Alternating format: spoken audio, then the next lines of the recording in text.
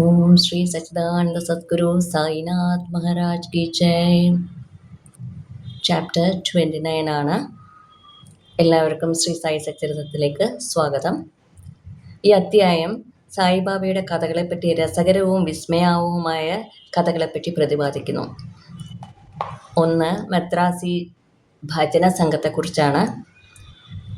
1916 രാമദാസി ബാന്ധാവിൽപ്പെട്ട ഒരു മദ്രാസി ജനസംഘം കാശിയിലേക്ക് ഒരു തീർത്ഥാടനത്തിനായി പുറപ്പെട്ടു. സംഘത്തിൽ ഒരാളും അയാളുടെ ഭാര്യയും മകളും ഭാര്യയുടെ സഹോദരിയുമാണ് ഉണ്ടായിരുന്നത്. അവരുടെ പേര് നിർഭാഗ്യവശാൽ പറഞ്ഞിട്ടില്ല. പോകും വഴിക്ക് അവർ അഹമ്മദ് നഗർ ഡിസ്ട്രിക്റ്റിലെ കോപ്പർഗവോൺ താലൂക്കിൽപ്പെട്ട ഷിർദിയിൽ ശാന്തനും ഗംഭീരനുമായി സായിബാബ എന്ന പേരായ ഒരു സിദ്ധനുണ്ടെന്നും ബാബ വളരെ ദയാലുവും ഭക്തന്മാർക്കും വൈദഗ്ധ്യമുള്ളവർക്കും പണം ധാരാളം കൊടുക്കുന്ന ആളാണെന്നും അറിഞ്ഞു.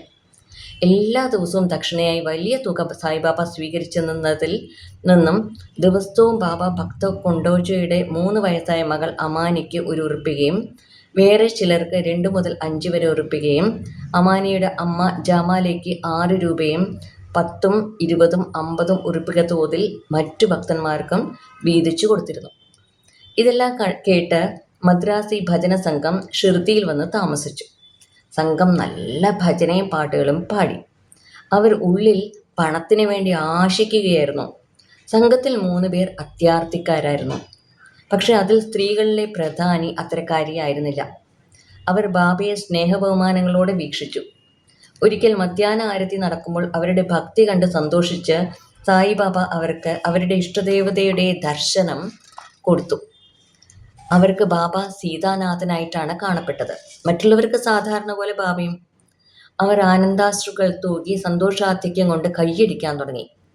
ജനങ്ങൾ അവരുടെ ആനന്ദം കണ്ട് വിസ്മയിച്ചെങ്കിലും അതിൻ്റെ കാരണം മനസ്സിലാക്കിയില്ല. പിന്നീട് വൈകുന്നേരം അവർ എല്ലാ കാര്യവും ഭർത്താവിനോട് പറഞ്ഞു കൊടുത്തു. അവർ സായിബാബയിൽ ശ്രീരാമനെ ദർശിച്ച വിവരവും പറഞ്ഞു കൊടുത്തു. അയാൾ കരുതിയത് ശുദ്ധഹൃദയമായതുകൊണ്ട് മനത്തിൻ്റെ വിഭ്രാന്തിയാൽ ശ്രീരാമനെ ദർശിച്ചതായി കരുതിയിരിക്കുമെന്നാണ്.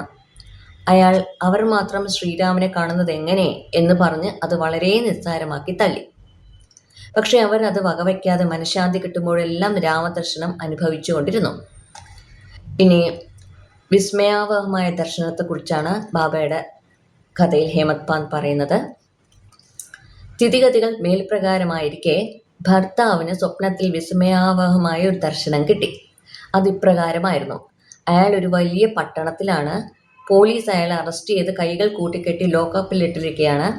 പോലീസ് കൈ മുറുകെ പിടിക്കുമ്പോൾ അയാൾ സായിബാബയെ ശാന്തസ്വരൂപനായി ലോക്കപ്പിന് പുറത്ത് നിൽക്കുന്നതായി കണ്ടു. സായിബാബയെ അടുത്ത് കണ്ടപ്പോൾ ദീനം പറഞ്ഞു, അവിടുത്തെ പ്രശസ്തി കേട്ടാണ് ഞാൻ ഇവിടെ വന്നത്. പിന്നെ അവിടുന്ന് നേരിട്ട് മുന്നിൽ നിൽക്കെ എനിക്ക് എങ്ങനെയാണ് ഇത്തരം ആപത്ത് സംഭവിച്ചത്? ബാബ അതിന് മറുപടിയായി, നീ നിന്റെ കർമ്മഫലം അനുഭവിച്ചേ തീരൂ എന്ന് പറഞ്ഞപ്പോൾ അയാൾ, ഞാൻ ഈ ജന്മം ഇത്തരത്തിലൊരു നിർഭാഗ്യം സംഭവിക്കത്തക്കതായി യാതൊന്നും ചെയ്തിട്ടില്ല എന്ന് വീണ്ടും പറഞ്ഞു. അതിന് ബാബ, ഈ ജന്മത്തിലല്ലെങ്കിൽ മുൻജന്മങ്ങളിൽ നീ എന്തെങ്കിലും ഒരു പാവം ചെയ്തിരിക്കും എന്നായി. അയാൾ അതിന്, എനിക്ക് മുൻജന്മത്തെപ്പറ്റി ഒന്നും അറിയില്ല. ഇനി അഥവാ വല്ലതും ചെയ്തിട്ടുണ്ടെങ്കിൽ തന്നെ ഉണക്കപ്പുല്ല് അഗ്നിക്ക് മുന്നിൽ എന്ന പോലെ അവിടുത്തെ മുന്നിൽ അത് കത്തിച്ചാമ്പലാവണ്ടേ എന്ന് ചോദിച്ചു. ബാബ അയാളോട്, നിനക്ക് അത്രമാത്രം വിശ്വാസമുണ്ടോ? അയാൾ, ഉണ്ട്. ബാബ അയാളോട് കണ്ണടയ്ക്കാൻ പറഞ്ഞു. കണ്ണടച്ച ഉടനെ എന്തോ വീഴുന്ന ശബ്ദം കേട്ട് കണ്ണുറന്ന് നോക്കിയപ്പോൾ അയാൾ സ്വതന്ത്രനായും പോലീസുകാർ മുറി പറ്റി രക്തമൊലിപ്പിച്ച് കിടക്കുന്നതായും കണ്ടു. ഭയത്തോടുകൂടി അയാൾ ബാബയെ നോക്കിയപ്പോൾ ബാബ, ഇപ്പോൾ നിന്നെ നല്ലതുപോലെ കുടുക്കി. ഓഫീസർമാർ ഉടനെ വന്ന് നിന്നെ അറസ്റ്റ് ചെയ്യുമെന്നാണ് പറഞ്ഞത്. അയാൾ അപേക്ഷിച്ചു, അവിടെ നിന്നല്ലാതെ രക്ഷയില്ല, എന്നെ എങ്ങനെയെങ്കിലും രക്ഷിച്ചാലും ബാബ. വീണ്ടും കണ്ണടയ്ക്കാൻ പറഞ്ഞു. അയാൾ കണ്ണടച്ച് തുറന്നു നോക്കിയപ്പോൾ അയാൾ ലോക്കപ്പിന് പുറത്ത് വന്ന് സ്വതന്ത്രനായി ബാബയുടെ അരികത്ത് നിൽക്കുന്നതായി കണ്ടു. അയാൾ ഉടനെ ബാബയുടെ പാദങ്ങളിൽ വീണു. ബാബ അയാളോട് ചോദിച്ചു, ഈ നമസ്കാരവും മുമ്പ് ചെയ്ത നമസ്കാരങ്ങളും തമ്മിൽ വല്ല വ്യത്യാസമുണ്ടോ? നല്ലവണ്ണം ആലോചിച്ച് മറുപടി പറയണം. അയാൾ പറഞ്ഞു, അവ തമ്മിൽ വലിയ അന്തരമുണ്ട്. എൻ്റെ മുമ്പത്തെ നമസ്കാരങ്ങളെല്ലാം അവിടുത്തോട് പണം കിട്ടാൻ വേണ്ടി ചെയ്തവയായിരുന്നു. പക്ഷെ ഇപ്പോഴത്തെ നമസ്കാരം അവിടുത്തെ ദൈവമായി കരുതിയിട്ടുള്ളതാണ്. കൂടാതെ അവിടുന്ന് ഒരു മുഹമ്മദീയനാണെന്നും ഞങ്ങൾ ഹിന്ദുക്കളെ കേടുവരുത്തുകയാണെന്നുമുള്ള വെറുപ്പും മുമ്പേ എനിക്കുണ്ടായിരുന്നു. ബാബ ചോദിച്ചു, നീ മുഹമ്മദൻ ദൈവത്തിൽ വിശ്വസിക്കുന്നില്ലേ? അയാൾ ഇല്ല എന്ന് മറുപടി നൽകി. ഉടനെ ബാബ ചോദിച്ചു, നിന്റെ വീട്ടിലൊരു കയ്യിൻ്റെ ചിഹ്നമില്ലേ? അത് നിങ്ങൾ മുഹറം കാലങ്ങളിൽ ആരാധിക്കാറില്ലേ? കൂടാതെ നിന്റെ വീട്ടിൽ കാത് ബീബി എന്നൊരു മുഹമ്മദൻ ദൈവം ഉള്ളതിനെ നിങ്ങൾ വിവാഹ അവസരങ്ങളിലും മറ്റു ആഘോഷ ദിവസങ്ങളിലും പ്രീതിപ്പെടുത്താറില്ലേ? അത് ശരിയല്ലേ? അയാൾ ഇതെല്ലാം സമ്മതിച്ചു. അപ്പോൾ ബാബ ചോദിച്ചു, ഇനി എന്ത് വേണം നിനക്ക്? അപ്പോൾ അയാൾക്ക് ഗുരു രാമദാസിനെ കാണണമെന്ന് തോന്നി. ബാബ പിന്നോട്ട് നോക്കാൻ പറഞ്ഞു. തിരിഞ്ഞു നോക്കിയപ്പോൾ രാമദാസ് മുന്നിൽ നിൽക്കുന്നു. അയാൾ കാൽക്കൽ വീഴാൻ നോക്കുമ്പോഴേക്കും രാമദാസ് മറഞ്ഞു. അപ്പോൾ ജിജ്ഞാസുവായി അയാൾ ബാബയോട് ചോദിച്ചു, അവിടുന്ന് വൃദ്ധനായി കാണപ്പെടുന്നു, അവിടത്തേക്ക് എത്ര വയസ്സായെന്ന് അറിയാമോ? ബാബ ചോദിച്ചു, എന്ത്, ഞാൻ വയസ്സനെന്നോ? എൻ്റെ കൂടെ ഒന്ന് ഓടി നോക്കൂ, കാണാം. ഇതും പറഞ്ഞ് ബാബ ഓടാൻ തുടങ്ങി. അയാളും ഓടി. ബാബ വിദൂരതയിൽ ഓടി മറിഞ്ഞു. അയാൾ പിന്നെയും ഓടുകയാണ്. അപ്പോഴേക്കും അയാൾ ഉണർന്നു. ഉണർന്നു കഴിഞ്ഞപ്പോൾ അയാൾ സ്വപ്നദർശനത്തെ പറ്റി അവഗാഢമായി ചിന്തിച്ചു. അയാളുടെ മനസ്ഥിതി ആകെ മാറി. ബാബയുടെ മഹത്വം മനസ്സിലായി തുടങ്ങി. അതിൽ പിന്നെ ദുരാഗ്രഹവും മറ്റും മാറി. ബാബയോട് യഥാർത്ഥ ഭക്തി ഉണ്ടാവാൻ തുടങ്ങി. ഈ ദർശനം വെറും സ്വപ്നമായിരുന്നെങ്കിലും ചോദ്യോത്തരങ്ങൾ മർമ്മപ്രധാനങ്ങളും രസകരങ്ങളുമായിരുന്നു. പിറ്റേന്ന് പുലർച്ചെ എല്ലാവരും ആരതിക്ക് മസ്ജിദിൽ വന്നപ്പോൾ ബാബ അയാൾക്ക് 2 റുപ്യയുടെ മധുര പലഹാരങ്ങൾ കൊടുത്ത്, കൂടാതെ 2 റുപ്യയും കൊടുത്ത് അയാളെ അനുഗ്രഹിച്ചു. കുറച്ച് ദിവസം കൂടി ബാബ അവരെ അവിടെ നിർത്തി. പിന്നീട് അള്ളാ നിങ്ങളെ സുഭിക്ഷമാക്കും, നിങ്ങൾക്ക് നന്മ വരുത്തും എന്ന് അനുഗ്രഹിച്ചു. അയാൾക്ക് കൂടുതൽ പണം കിട്ടിയില്ലെങ്കിലും അതിലും എത്രയോ വലുതും പ്രയോജനകരവുമായ ബാബയുടെ അനുഗ്രഹം വേണ്ടുവോളം കിട്ടി. സംഘത്തിന് പിന്നീട് വേണ്ട പണം കിട്ടുകയും തീർത്ഥയാത്ര യാതൊരു വിഷമവും കൂടാതെ പൂർത്തിയാക്കുകയും ചെയ്തു. ബാബയെ സ്മരിച്ചും വാഴ്ത്തിയും അവർ സുരക്ഷിതരായി വീട്ടിൽ മടങ്ങിയെത്തി. അവർക്ക് ലഭിച്ച ആനന്ദം അവർ എന്നും ഓർമ്മിച്ചു. ഈ കഥ ബാബയുടെ പല സമ്പ്രദായങ്ങളിൽ ഒന്നായ ഭക്തന്മാരെ നന്നാക്കുവാനുള്ള പ്രത്യേക വിധത്തെയാണ് സൂചിപ്പിക്കുന്നത്. ഇനി രണ്ടാമത്തെ അനുഭവങ്ങൾ എന്ന് പറയുന്ന ഒരു രസകരമായ കഥ എന്നുള്ളത് തെണ്ടുൽക്കർ കുടുംബത്തിൻ്റെ ആണ്. ബോംബെക്കടുത്ത് ബാന്ദ്രയിൽ ഒരു തെണ്ടുൽക്കർ കുടുംബം താമസിച്ചിരുന്നു. എല്ലാ അംഗങ്ങളും ബാബ ഭക്തരായിരുന്നു.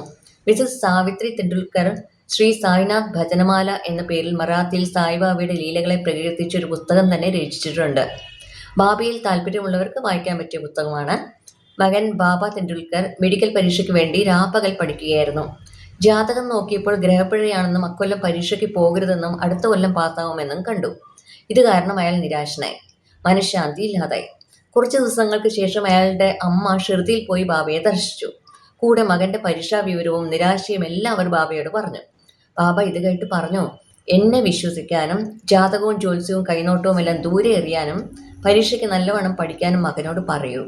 സമാധാനത്തോടുകൂടി പരീക്ഷയ്ക്ക് എഴുതട്ടെ, അവൻ ഈ കൊല്ലം തന്നെ പാസ്സാവും. എന്നിൽ വിശ്വസിക്കാനും നിരാശനാകാതിരിക്കാനും പറയൂ. അമ്മ വീട്ടിൽ വന്നു. ബാബയുടെ സന്ദേശം മകനെ അറിയിച്ചു. അയാൾ നല്ലതുപോലെ പഠിച്ച് പരീക്ഷയ്ക്കിരുന്നു. എഴുത്ത് പരീക്ഷയിൽ നന്നായി ചെയ്തു. പക്ഷെ ആശങ്ക കൊണ്ട് ജയിക്കാൻ മാർക്ക് കിട്ടില്ലെന്ന് അയാൾ ഭയപ്പെട്ടു.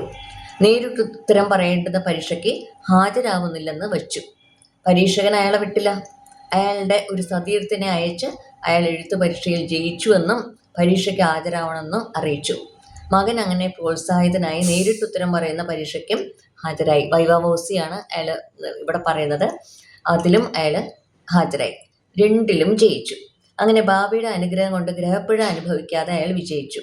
ഇതിലെന്താണ് മനസ്സിലാക്കാനുള്ളതെന്നാൽ സംശയങ്ങളും വിഷമങ്ങളും നമ്മെ വലയം ചെയ്യുന്നത് നമ്മെ ഇളക്കി ഉറച്ച വിശ്വാസം ഉണ്ടാക്കാനാണെന്ന്. നാം അങ്ങനെ പരീക്ഷിക്കപ്പെടുന്നു. ബാബയെ വിശ്വസിച്ച് മുന്നോട്ട് പോയാൽ നമ്മുടെ അധ്വാനം വിജയത്തിൽ അവസാനിക്കുമെന്നതിന് സംശയിക്കാനില്ല. മോഹൻജിയും ഇതുതന്നെയാണ് പറയുന്നത്. നമ്മൾ എല്ലാം പരിശ്രമിക്കണം, അല്ലാതെ നമ്മൾ അന്ധവിശ്വാസത്തിന് അടിമയായി നിൽക്കരുത് എന്നാണ്. ഈ കുട്ടിയുടെ അച്ഛൻ രഘുനാഥ് റായ് ബോംബെയിലെ ഒരു വിദേശ വാണിജ്യ സ്ഥാപനത്തിൽ ജോലിക്കാരനായിരുന്നു. അയാൾക്ക് വയസ്സായതിനാൽ പണിയെടുക്കാൻ കഴിയാതെ ലീവ് എടുത്ത് വിശ്രമിക്കുകയായിരുന്നു. ദേഹം നന്നാവാത്തതിനാൽ ലീവ് നീട്ടുകയോ പിരിയുകയോ രണ്ടാലൊന്ന് വേണമെന്ന നിലയിലായി. അയാൾ ഒരു വിശ്വസ്ത ജീവനക്കാരനായതിനാൽ ചീഫ് മാനേജർ അയാളെ ജോലിയിൽ നിന്ന് പിരിക്കാനും പെൻഷൻ അനുവദിക്കാനും തീരുമാനിച്ചു. എത്രയാണ് പെൻഷൻ സംഖ്യ നിശ്ചയിക്കേണ്ടതെന്ന് പരിഗണനയിലായിരുന്നു. അയാൾക്ക് 150 രൂപ ശമ്പളമായിരുന്നു. അതിൽ പാതി 75 രൂപ കൊണ്ട് കുടുംബം പുലർത്താൻ സാധ്യമല്ല. അതുകൊണ്ട് എല്ലാവരും ഇക്കാര്യത്തിൽ വ്യാകുലപ്പെട്ടു. അവസാന തീരുമാനത്തിന്റെ 15 ദിവസങ്ങൾക്ക് മുമ്പ് ബാബ അയാളുടെ ഭാര്യയ്ക്ക് സ്വപ്നത്തിൽ ദർശനം കൊടുത്തു. 100 രൂപ പെൻഷൻ നിശ്ചയിക്കുമെന്ന് ഞാൻ ആശിക്കുന്നു, അതുകൊണ്ട് നിങ്ങൾ തൃപ്തരാണോ എന്ന് ചോദിച്ചു. അവർ അതിന് ബാബ എന്നോട് എന്തിനാണ് ഇത് ചോദിക്കുന്നത്, ഞങ്ങൾ അങ്ങേ പരിപൂർണമായി വിശ്വസിക്കുന്നു എന്ന് മറുപടിയും പറഞ്ഞു. ബാബ 100 രൂപ എന്ന് പറഞ്ഞെങ്കിലും പ്രത്യേക പരിഗണനയിൽ അയാൾക്ക് 110 രൂപ പെൻഷൻ നിശ്ചയിച്ചു. ബാബ ഭക്തന്മാരുടെ കാര്യത്തിൽ അത്രമാത്രം സ്നേഹവും ഔത്സുക്യവും കാണിച്ചിരുന്നു. ഇനി മൂന്നാമത്തെ കഥ ക്യാപ്റ്റൻ ഹതേനെ കുറിച്ചാണ്. ബിക്കാനീറിൽ താമസിച്ചിരുന്ന ക്യാപ്റ്റൻ ഹതേ ബാബയുടെ വലിയ ഭക്തനായിരുന്നു. ഒരിക്കൽ ബാബ അയാളെ സ്വപ്നത്തിൽ സന്ദർശിച്ചു ചോദിച്ചു, നീ എന്നെ മറന്നുവോ? ബാബയുടെ പാദങ്ങൾ പിടിച്ച് ഹതേ മറുപടി പറഞ്ഞു, കുട്ടി അമ്മയെ മറന്നാൽ അതെങ്ങനെ രക്ഷപ്പെടും? അയാൾ ഉടനെ തോട്ടത്തിൽ പോയി പച്ചക്കറി കൊണ്ടുവന്ന് നെയ്യ്, പരിപ്പ്, മാവ് എല്ലാം ചേർത്ത് ദക്ഷിണയുമായി വരാൻ ഒരുങ്ങുമ്പോൾ പെട്ടെന്ന് ഉണർന്ന് ഇതെല്ലാം സ്വപ്നമായിരുന്നു എന്ന് മനസ്സിലാക്കി. അപ്പോൾ അയാൾ ഈ വക സാധനങ്ങൾ ശ്രുതിക്ക് അയക്കാൻ തീരുമാനിച്ചു. അയാൾ ഗ്വാളിയാറിൽ വന്ന ഒരു സുഹൃത്തിന് 12 രൂപ മണി ഓർഡർ അയച്ചു കൊടുക്കുകയും അതിൽ നിന്ന് 2 രൂപ പച്ചക്കറി, പരിപ്പ്, നെയ്യ്, മാവ് മുതലായവ വാങ്ങി ബാബയ്ക്ക് കൊടുക്കാനും ബാക്കി 10 രൂപ ദക്ഷിണ കൊടുക്കാനും നിർദ്ദേശിച്ചു. സുഹൃത്ത് ഷിർദിയിൽ പോയി, പക്ഷേ നിർദ്ദേശിച്ച പച്ചക്കറി കിട്ടിയില്ല. ഒരു നിമിഷത്തിനകം ഒരു സ്ത്രീ ഒരു കൊട്ട അതേ പച്ചക്കറിയുമായി വരുന്നത് കണ്ടു. അത് വാങ്ങി നിർദ്ദേശിച്ചതുപോലെ ബാബയ്ക്ക് കൊടുക്കുകയും ചെയ്തു. മിസ്റ്റർ നിമോൺകർ നൈവേദ്യം തയ്യാറാക്കി ബാബയ്ക്ക് കൊടുത്തു. ബാബ പച്ചക്കറി മാത്രം കഴിക്കുന്നതും മറ്റൊന്നും തൊടാത്തതും എല്ലാവരും അതിശയിപ്പിച്ചു. തൻ്റെ സുഹൃത്തിൽ നിന്ന് ഈ വിവരം അറിഞ്ഞ ഹതയുടെ സന്തോഷത്തിന് അതിരില്ലായിരുന്നു. കാരണം ബാബ ഭക്തൻ്റെ മനസ്സറിഞ്ഞിട്ട് അത് മാത്രമാണ് അന്ന് തൊട്ടത് എന്നുള്ളതാണ്, ഭക്ഷണം കഴിച്ചത് എന്നുള്ളതാണ്. ഇനി പരിപാവനമാക്കിയ ഉറുപ്പികയുടെ രൂപയുടെ കഥയാണ്. മറ്റൊരു അവസരത്തിൽ ബാബ സ്പർശിച്ച് പരിപൂരിതമാക്കിയ ഒരു ഉറുപ്പിക തൻ്റെ വീട്ടിൽ വേണമെന്ന് ക്യാപ്റ്റൻ ഹതയ്ക്ക് ആഗ്രഹം ജനിച്ചു. ഇതേ വ്യക്തിക്ക് അയാൾ ഷിർദിയിലേക്ക് പോകുന്ന ഒരു സുഹൃത്തിനെ കണ്ടു. അയാൾ വശം ഹതേ ഉറുപ്പിക നാണ്യം അയച്ചു. അയാൾ ഷിർദിയിൽ പോയി ബാബയെ നമസ്കരിച്ച് ദക്ഷിണ കൊടുക്കുകയും ബാബ അത് പോക്കറ്റിലിടുകയും ചെയ്തു. പിന്നെ ഹതയുടെ നാണയം കയ്യിൽ കൊടുത്തപ്പോൾ ബാബ അത് നല്ല പോലെ നോക്കാൻ തുടങ്ങി. അത് മുന്നിൽ പിടിച്ച് വലം കൈയിൻ്റെ പെരുവിരൽ കൊണ്ട് ചെത്തം നോക്കി മേലോട്ട് എറിഞ്ഞും മറ്റും കളിക്കാൻ തുടങ്ങി. പിന്നീട് ബാബ ഹതയുടെ സുഹൃത്തിനോട് പറഞ്ഞു, ഇതിൻ്റെ ഉടമയ്ക്ക് ഉതിപ്രസാദത്തോടു കൂടി തിരിച്ചു കൊടുക്കണം. എനിക്ക് അയാളിൽ നിന്ന് ഒന്നും വേണ്ടെന്ന് പറയണം. അയാളോട് സമാധാനമായും സംതൃപ്തമായും ജീവിക്കാൻ പറയണം. സുഹൃത്ത് ഗ്വാളിയറിലേക്ക് മടങ്ങി വന്ന് പരിപാവനമാക്കിയ നാണയം ഹതയ്ക്ക് തിരിച്ചു കൊടുത്ത് ഉണ്ടായ സംഭവങ്ങളെല്ലാം പറഞ്ഞു. ഹതയെ സന്തുഷ്ടനാവുകയും നല്ല ആഗ്രഹങ്ങൾ ബാബ എപ്പോഴും പ്രോത്സാഹിപ്പിക്കും എന്നയാൾക്ക് ബോധ്യപ്പെടുകയും ചെയ്തു. ഇനി നാലാമത്തെ കഥ വാമൻ നാർവേക്കർ എന്നൊരാളുടെയാണ്. ഇനി വായനക്കാർ ഒരു വ്യത്യസ്തമായ കഥ കേൾക്കുവാൻ. വാമൻ നാർവേക്കർ എന്ന പേരായ ഒരാൾ ബാബയെ വളരെ സ്നേഹിച്ചു. അയാൾ ഒരിക്കൽ ഒരു ഉറുപ്പിക നാണയം കൊണ്ടുവന്നു. അതിൻ്റെ ഒരു ഭാഗത്ത് രാമലക്ഷ്മണന്മാരും സീതയും മറുഭാഗത്ത് കൈകൂപ്പി നിൽക്കുന്ന മാരുതിയുമായിരുന്നു രൂപങ്ങൾ ഉണ്ടായിരുന്നത്. അത് സ്പർശിച്ച് പരിപാവനമാക്കി ഉതിയോടുകൂടി തിരിച്ചു കിട്ടാനായി അയാൾ ബാബയുടെ കയ്യിൽ കൊടുത്തു. ബാബ അത് പോക്കറ്റിലിട്ടു. ശ്യാമ വാമൻറാവുവിൻ്റെ ആവശ്യം ഓർപ്പിച്ച് മടക്കി കൊടുക്കുവാൻ ആവശ്യപ്പെട്ടു. അപ്പോൾ ബാബ വാമൻറാവു കേൾക്കി പറഞ്ഞു, എന്തിനാണിത് അയാൾക്ക് മടക്കി കൊടുക്കുന്നത്? ഇത് നമുക്ക് തന്നെ സൂക്ഷിക്കാം. അയാൾ 25 രൂപ അതിന് പകരം തന്നാൽ മടക്കി കൊടുക്കാം. ആ നാണയത്തിന് വേണ്ടി വാമൻറാവു 25 രൂപ ബാബയുടെ മുന്നിൽ വെച്ചു. അപ്പോൾ ബാബ, ആ നാണയത്തിൻ്റെ വില 25 രൂപയിലും എത്രയോ കൂടുതലാണ്. ശ്യാമ, ഈ നാണയം എടുത്ത് സൂക്ഷിച്ചോളൂ, ഇത് നിന്റെ പൂജാമുറിയിൽ വെച്ച് ആരാധിച്ചോളൂ എന്ന് പറഞ്ഞ് നാണയം ശ്യാമയ്ക്ക് കൊടുത്തു. അത്രയ്ക്കും വിലപിടിച്ച ഒരു ഇതാണ്. അതായത് സീത രാമലക്ഷ്മണന്മാർ ഒരു സൈഡിലും മറ്റേ ഭാഗത്ത് മറുവശത്ത് ഹനുമാൻ്റെ മാരുതിയുടെ ഒരു ചിത്രമുള്ള ഒരു നാണയമായിരുന്നു. അത് അത്രയ്ക്കും വാല്യൂ കൽപ്പിക്കുകയാണ് ബാബ. അത് ശ്യാമയുടെ കയ്യിലാണ് കൊടുത്തത് അത്രേ. ആർക്കും ബാബ എന്താണ് അങ്ങനെ ചെയ്തതെന്ന് ചോദിക്കാൻ ധൈര്യം വന്നില്ല.